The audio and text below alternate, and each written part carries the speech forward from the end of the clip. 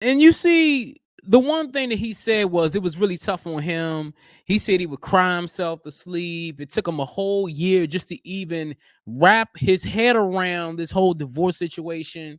And I believe him. I believe him 100%. We've talked about this over and over again. The whole Tia Mowry and Cory Hardict divorce situation. Tia Mowry has been on social media. Tia Mowry has said she's graduated from marriage, and Tia Mowry says she's living her best life. But Cory Hardict hasn't really said a lot until now. He's on a press run for his new movie, and he had to say this about how the divorce and being a co-parent to his children has affected him. So let's get to the video. This is Cory Hardict in the flesh talking about this for the first time. Fair use, fair use. It's tough when it feels like you're going through something alone and no one understands, and no one's there for you, and it's just like, when you're a man, especially a black man, they're like, oh, he's tough, he's strong. But it was a year and a half crying myself to sleep every night. Nobody see that. Yeah. Nobody see that. Yeah. You live 5 minutes away from your babies, you know what I'm saying? Because people who know Cory Hardrict know that his kids and his family was everything to him.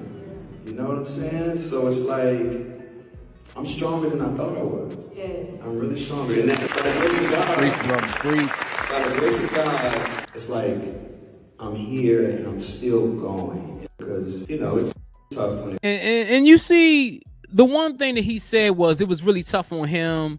He said he would cry himself to sleep. It took him a whole year just to even wrap his head around this whole divorce situation. And I believe him. I believe him 100%, because the difference between how Tia Mowry dealt with it and how Cory dealt with it are two totally different things. Tia saying, I graduated, I'm glad I moved on, I'm trying to find a new man, doing all these thirst traps. Cory Hardict was suffering in silence. And a lot of men suffer in silence when it comes to divorce. See, women initiate 80% of the divorces, but the men are the real ones who suffer in the divorce. See, women, when they suffer in public eye. Like, you know when a woman's suffering. You don't know when a man's suffering, because a man doesn't really express himself like that. He said he had to cry himself to sleep because it was so difficult, not only being divorced from his wife, but being away from his children. And that's something that a lot of people need to realize. Men, I'm telling you this, we need to get help. I'm not saying just men in general. I'm talking about myself too. We all need to get help. Seek counsel. Seek some advice. And I think Cory Hardict, he probably did go to counseling and got over the whole situation. Now he's back acting, doing what he loves to do. And that's something that I can say is helping him. Getting back into acting, getting back into movies, getting his life back in order, taking care of his kids. That's what I think Cory Hardict should do and continue to do. Salute to Cory Hardict for being open about this whole situation. I got another clip for you. Let's go ahead and watch this second clip. Fair use. Fair use. Much harder to love a real one than it is to be in relationship with a fraud. Say that again for the people in the back. It is so much harder to be in relationship with a real one than it is to be with a fraud. It's just hard. Ooh. Because someone who holds you accountable to who you say you want to be, someone who recognizes your potential but meets you where you are, someone who wants your vulnerability. Like, I want to know how you think. I want to know why you made the choices you made. It requires a level of intimacy that you never have to do when you're just trying to see if someone's cheating and checking phone messages. And like, you don't have to be vulnerable in those relationships. You got to be tough. You got to be strong. You got to be hard.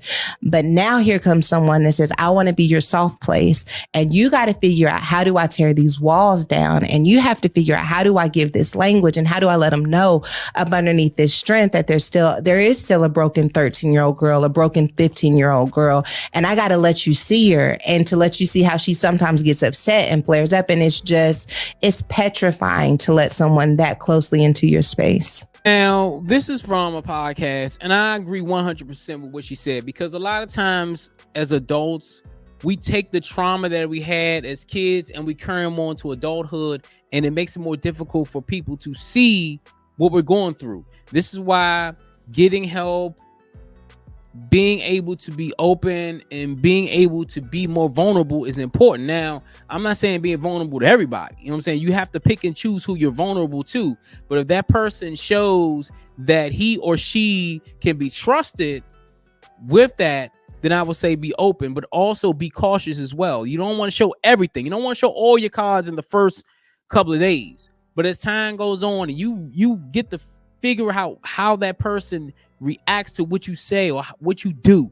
Then you'll see, okay, this is the person I'm meant to be with for a long time. And a lot of times women have gone through so much trauma in their lives that it's really difficult for them to even open up to a man. You know what I'm saying? People can open up to you physically, but mentally, that's a whole different ball game. Open up your legs is one thing. Opening up your soul and open up your heart is a whole different ball game. And that's the one thing that we as black folks, I'm saying black folks, black men and women struggle with.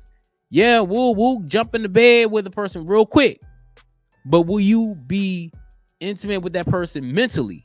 Will you be intimate with that person spiritually? That's a thing that people need to realize. This your boy Jay here with another video. If you like the video, hit that like button. Also hit the subscribe button. On my road to 5,000 subscribers. Let me know what you think in the comments below. Until next time, I'm out.